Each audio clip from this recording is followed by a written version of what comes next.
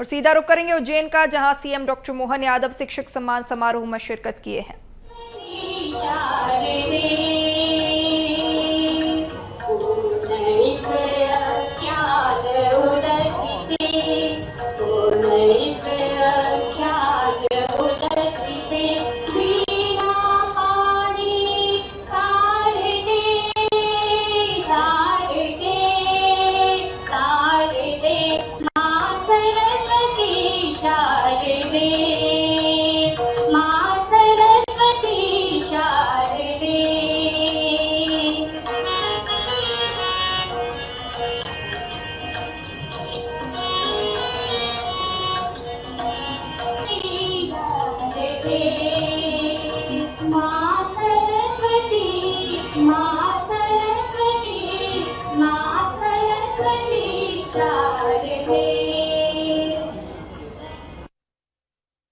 तस्वीरें आप शिक्षक सम्मान समारोह से देख रहे हैं, जहां पर बोर्ड परीक्षा में 100% परीक्षा परिणाम प्रदान कराने वाले विषय शिक्षकों को यहां पर सम्मानित किया जाएगा। सीएम डॉक्टर मोहन यादव भी इस कार्यक्रम में उपस्थित हो चुके हैं। ये तस्वीरें उज्जैन से, जहां शिक्षक सम्मान समारोह 2024 का आयोजन बोर्ड परीक्षा में 100% परीक्षा परिणाम प्रदान कराने वाले विषय शिक्षकों को यहाँ पर सम्मानित किया जाएगा।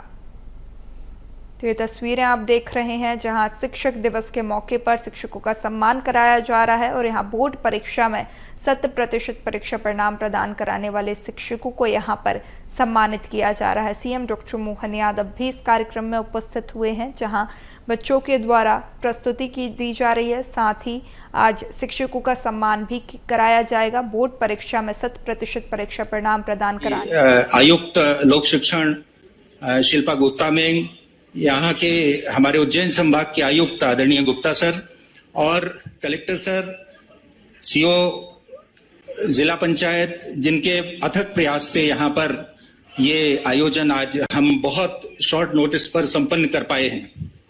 आप सबको अवगत ही होगा,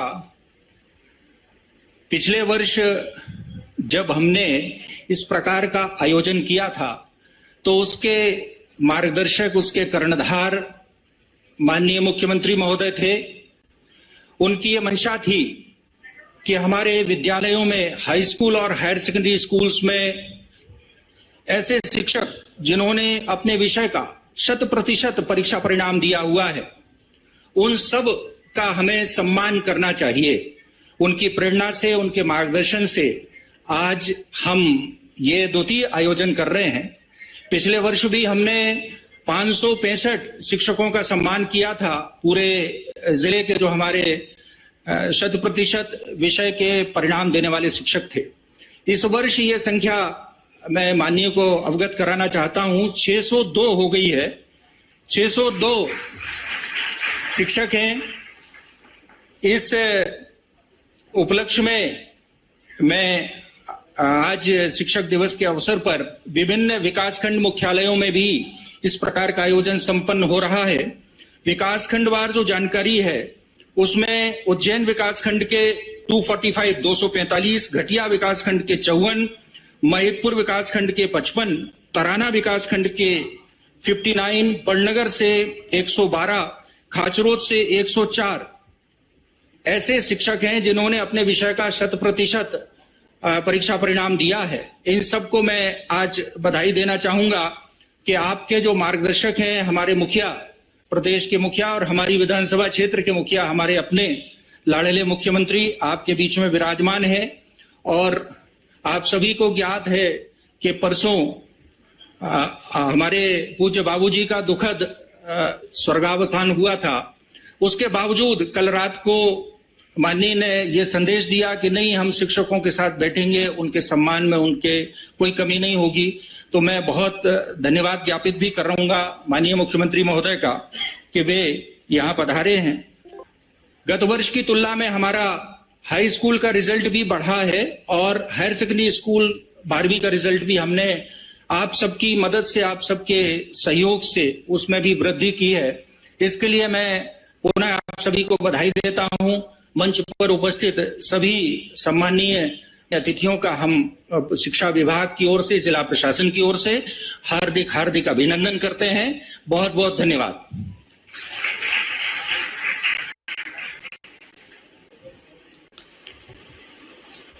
यह आदेश यहाँ मर्यादाओं का वेश, प्रेम का कुशल भरा व्यवहार, यहाँ होता सदैव शिक्षक का सम्मान। शिक्षा संजीवनी और शिक्षक सुषैण वेदी की तरह है। अब बारी है उन शिक्षकों की जिनके चेहरे पर आज आनंद है, मुस्कुराहट है, गर्व है कि वे सम्मानित होने जा रहे हैं। मैं अनुरोध करूंगा माननीय डॉक्टर मोहन यादव जी से कि वे हमारे सम्मानित होने वाले शिक्षकों के संकुल प्राचार्य गणों का विधिवत अभिनंदन स्वागत करें। क्रमानुसार नाम यहाँ पर लिए जा रहे हैं और सर्वप्रथम उच्चतर माध्यमिक विद्यालय माधवगंज BMS परिहार जी। तत्पश्चात तैयार रहें। 11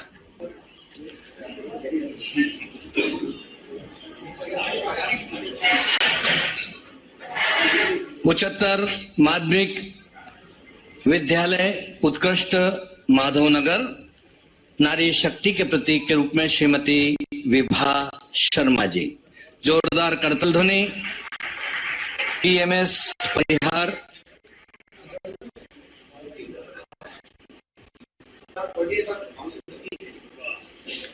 आनंदित हैं, गर्वित हैं, श्रेष्ठ परिणाम आपने प्रदान किया है।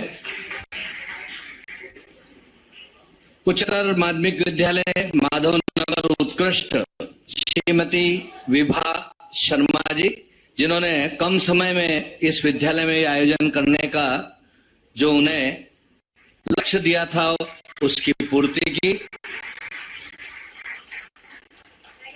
नारी नर का रूप है और नारी जग का मान, और नारी से ही उपजे ध्रुव प्रहलाद समान। जोरदार तालियां। इसके बाद उच्चतर माध्यमिक विद्यालय नरवर सुश्री चंद्रा नहाटे जी। कल तक उठती नहीं थी नजरें, आज आसमां के पार है। कल तक घूंघट में थी सारी दुनिया, आज बाहों में सारा संसार है। ऐसी नारी शक्ति के रूप में हमारे मध्य उपस्थित है। उच्चतर माध्यमिक विद्यालय महाराजवाड़ा क्रमांक 1 श्री प्रमोद अग्रवाल जी। उच्चतर माध्यमिक विद्यालय विजयाराजे सनत व्यास जी, सॉरी ये अनुपस्थित है। और उच्चतर माध्यमिक विद्यालय दशहरा मैदान के श्री अभिमन्यु व्यास जी, जो अभिमन्यु की तरह जिनका नाम है और वो इसी तरह शिक्षा के क्षेत्र में लगातार अपनी उपस्थिति को दर्ज किए रहते हैं। उच्चतर माध्यमिक विद्यालय लेकोड़ा श्री RK पोरवाल जी। जरा जोरदार करतल ध्वनि बजे।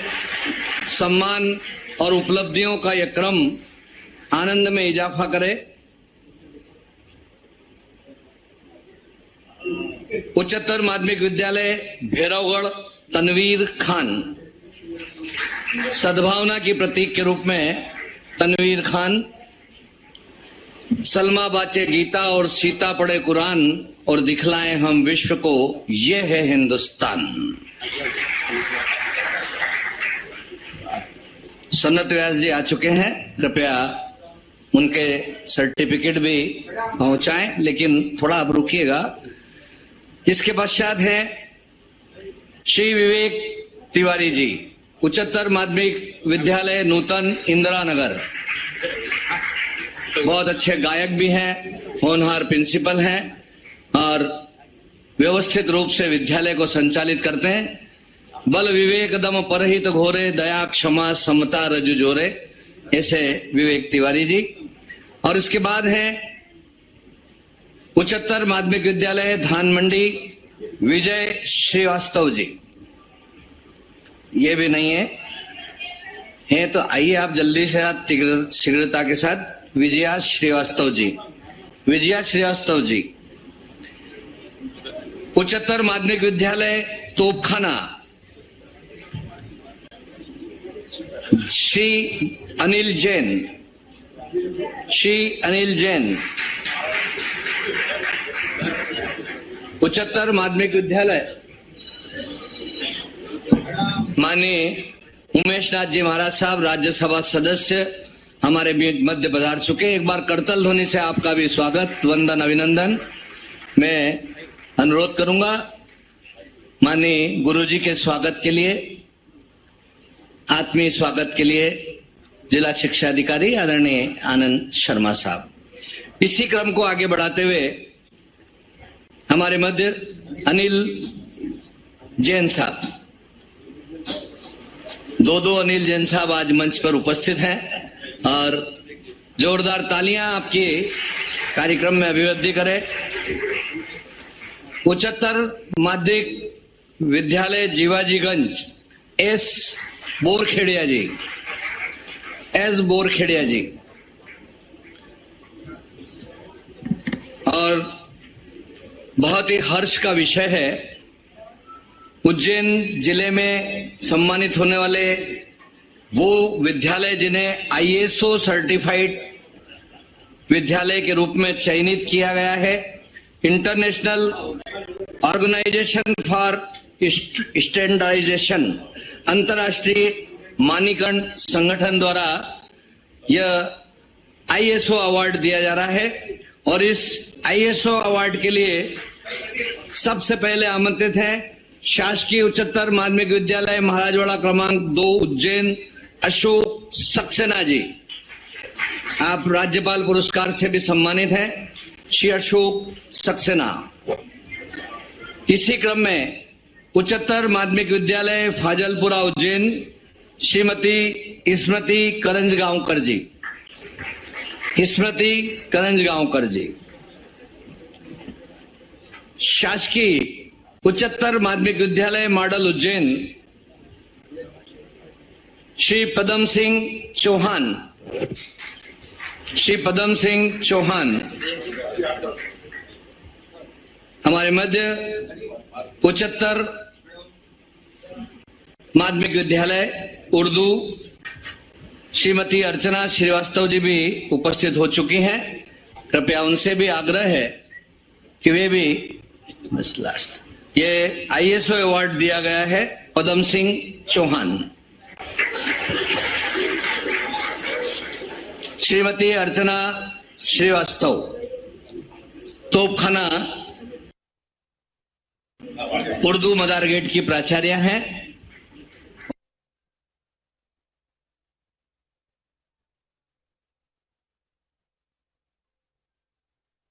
सीएम जुड़े हैं, जहां शिक्षक सम्मान समारोह 2024 का आयोजन, शिक्षकों को सम्मानित किया जा रहा है। वोट परीक्षा परिणामों में 100% रिजल्ट जो है उपस्थित हो चुकी हैं। कृपया उनसे भी आग्रह है कि वे भी बस लास्ट ये ISO अवार्ड दिया गया है पदम सिंह चौहान। श्रीमती अर्चना श्रीवास्तव तोपखाना उर्दू मदार गेट की प्राचार्य हैं और एक बार जरा जोरदार करतल ध्वनि से स्वागत करें, अभिनंदन करें। कहा जाता है कि कवच अवेद पूजा यही सम विजय उपाय न दूजा।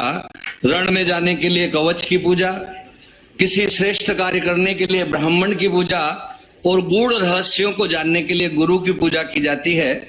इसी प्रकार शिक्षा के क्षेत्र में उन्नति करने के लिए आज शिक्षकों का विशिष्ट अभिनंदन महाकाल की नगरी उज्जैनी में किया। आइए अब आमंत्रण है उज्जैन उत्तर के विधायक माननीय अनिल जैन कालुवाड़ा जी को जोरदार करतल ध्वनि के साथ वे आए और आज के इस अवसर पर ओजस्वी भाषण प्रदान करें। बोलिए भारत माता की। शिक्षक दिवस के अवसर पर उपस्थित आज बड़ा वेदना भरा भी कार्यक्रम है, पर जिन्होंने राष्ट्र धर्म को प्रथम माना, जिन्होंने राष्ट्र की पूजा ही और मध्य प्रदेश के 7 करोड़ जनता को भगवान माना, ऐसे व्यक्तित्व जो अपने पिताजी के न रहने के बावजूद भी हम सब में से भी यदि कोई व्यक्ति ऐसा ध्यान में आता है कि अपने को कहीं चलना है तो वो बोलता है कि हम 13 दिन कहीं नहीं जाएंगे। परंतु जिन्होंने नेशन फर्स्ट की अवधारणा को लेकर के प्रथम गुरु अपने पिता से जिन्होंने पाठ सीखा, उसके बाद आप सभी गुरु वृंद से जिन्होंने शिक्षा प्राप्त की, ऐसे संवेदनशील मुख्यमंत्री जी डॉक्टर मोहन यादव जी हमारे बीच में उपस्थित है। हमारे बीच में बाल योगी उमेशनाथ जी, राज्यसभा के सम्माननीय सांसद जी, हमारे बीच में हमारे विधायक साथी भाई सतीश जी, भारतीय जनता पार्टी के उज्जैन ग्रामीण के सम्माननीय अध्यक्ष बहादुर सिंह जी, हमारे यहाँ की पार्षद इस क्षेत्र की लोकप्रिय चौधरी भाभी और उपस्थित सभी अधिकारीगण, सभी शिक्षकगण। गुरुर् ब्रह्मा गुरु विष्णु गुरु देवाय महेश्वरा गुरु साक्षात पर ब्रह्मा तस्मै श्री गुरुवै नमः।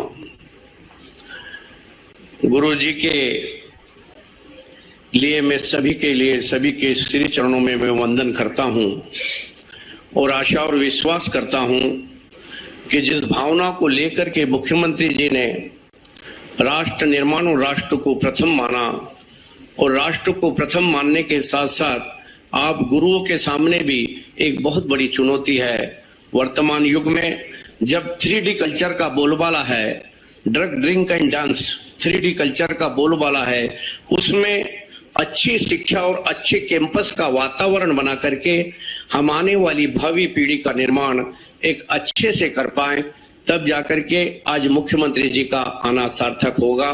मैं आज भाषण का अवसर नहीं है, मैं एक बार पुनः संवेदनशील मुख्यमंत्री जी को आज के इस अवसर पर, आज सुबह सुबह जब मैंने पेपर पढ़ा तो आप कल पिताजी के दाह संस्कार के बाद झाबुआ और धार में कुछ घटनाएं हो गई तो वहां के लिए चिंतित थे और लगातार वहां का निर्देशन कर रहे थे, पूरे प्रदेश की जानकारी ले रहे थे, क्योंकि जिन्होंने मैंने कहा है कि राष्ट्र प्रथम, ऐसे संवेदनशील मुख्यमंत्री जी को आज सभी गुरुओं की ओर से भी और आप सबकी ओर से भी मैं वास्तव में धन्यवाद देना चाहता हूं, उनका वंदन करना चाहता हूं, अभिनंदन करना चाहता हूं। धन्यवाद।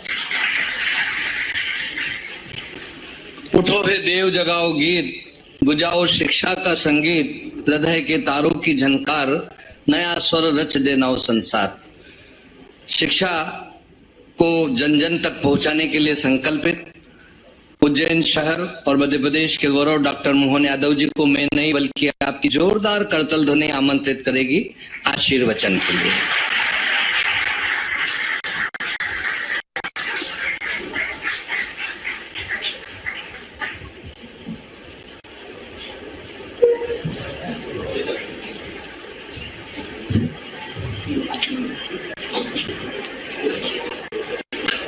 शिक्षक सम्मान समारोह 5 सितंबर सर्वपल्ली डॉक्टर राधाकृष्णन जी के एक तरह से ये मान के चलें कि उनके शिष्यों ने जब उनसे आग्रह किया कि वे अपना जन्म दिवस मनाएं और वो उनने कहा मेरा जन्म दिवस मत मनाओ और मनाना है तो शिक्षक दिवस मनाओ। आजादी के बाद ऐसी कई परंपराएं हमको प्रारंभ करने के लिए ऐसे कई महापुरुषों से प्रेरणाएं मिली है। मैं आज के दिन उनको भी स्मरण कर रहा हूं और हमारी अपनी दुविधा भी बताता हूं। मंच पर विराजमान माननीय राज्यसभा के सांसद बाल योगी उमेशनाथ जी महाराज साहब, माननीय विधायक श्रीमान अनिल जैन कालूहड़ा जी उज्जैन उत्तर, माननीय विधायक सतीश मालवी जी, विधायक घटिया, इस अवसर पर यहाँ की सक्रिय पार्षद श्रीमती दुर्गा शक्ति सिंह चौधरी, हमारे जिला पंचायत के उपाध्यक्ष और भाजपा के जिला अध्यक्ष, मंचस्थ सभी अतिथिगण, इस अवसर पर सभी सम्मानित होने वाले सम्मानित शिक्षकगण, बड़ी संख्या में सभी उपस्थित आगंतुक अतिथिगण, अधिकारीगण, पत्रकार साथियों, बोली भाषा इसका क्रमशः विकास होता जाता है। अभी मैं प्रश्न अगर उठाऊं कि बोली से भाषा में आने के लिए जब बोली भाषा में बदलती है तो भाषा से बोली का विकास, जैसे हिंदी का विकास, अगर हम इसके अतीत में जाएं तो 1000 साल का हमारे हिंदी का विकास हुआ है। और हिंदी की मात्र भाषा अगर पकड़े तो संस्कृत है, और बोली पकड़े तो अपने देश की अलग अलग, खास करके खड़ी भाषा से हमारी अपनी हिंदी का प्रादुर्भाव हुआ। समय के साथ शब्द बढ़ते गए तो इसमें बड़ी भूमिका तुलसीदास जी की भी है। जब उन्हें संस्कृत के प्रकांड विद्वान होने के बाद भी वो चाहते तो संस्कृत में रामायण की रचना करते हैं, लेकिन वाल्मीकि रामायण थी पहले से, लेकिन सर्वसुलभ भाषा में हिंदी को एक तरह से समाज में प्रतिष्ठापित करने के लिए बड़ी भूमिका उनकी रही। मैं ये थोड़ी भूमिका इसलिए बता रहा हूं, थोड़ी देर बाद में मुद्दे पे आऊंगा। हमारी अपनी इसी भूमिका में, जैसे संस्कृत के ज्ञाता होने के बावजूद भी हमारी बोली में रामायण को लिख करके हिंदी का मार्ग प्रशस्त अगर किसी ने किया है तो गोस्वामी तुलसीदास जी ने किया है। घर घर रामायण पहुंचा दी और घर घर भगवान राम के चरित्र को गाने के लिए जनता को साथ में खड़ा करने का मौका दिया। और हिंदी और संस्कृत की भाषा के शब्दों को अगर अंतर पकड़ें तो लगभग 8.5 करोड़ शब्द संस्कृत भाषा में है, और हिंदी के इस 1000 साल की यात्रा में 17,500 शब्द अभी हमारे सामने जुड़े हैं। और हिंदी के लिए बड़ी भूमिका माधव सप्रे जी ने निभाई, जिनके शिष्यगण एक से बढ़कर एक, आप नाम देखो, हमारे स्वनाम धन्य बड़े बड़े पत्रकार, कवि माखनलाल चतुर्वेदी जी से लगा करके सारे के सारे जिन्होंने 20वीं शताब्दी में हिंदी की यात्रा में बड़ी भूमिका अदा की। और उसी क्रम में एक संकट हमारे सामने आजादी के बाद खड़ा हुआ कि जब हम हिंदी में शब्द गुरु ढूंढे तो गुरु हिंदी का शब्द नहीं है, गुरु शब्द संस्कृत से आता है। हिंदी में शिक्षक पे अटकती गाड़ी, तो सवाल यह उठता कि शिक्षक और गुरु का अंतर करें। तो शिक्षक और गुरु का अंतर करना ये थोड़ा हमारे सामने धर्म संकट भी खड़ा करता है। लेकिन हमको अपनी भावना से, चूंकि हम तो जैसे आयुर्वेद के पास जाओगे वो दुनिया में जीवन व्यतीत करते हैं, तो दुनिया के अंदर माखन के ऊपर कुछ नहीं है। दूध होगा, दही होगा, माखन बनेगा, माखन के बाद यूरोप सहित कहीं भी एशिया के दूसरे देशों में चले जाओ, दक्षिण एशिया में आओगे तो माखन को गर्म कर दो तो घी मिलेगा। ये जहां जहां आयुर्वेद वहीं मिलने वाला, बाकी जगह मिलने वाला नहीं है।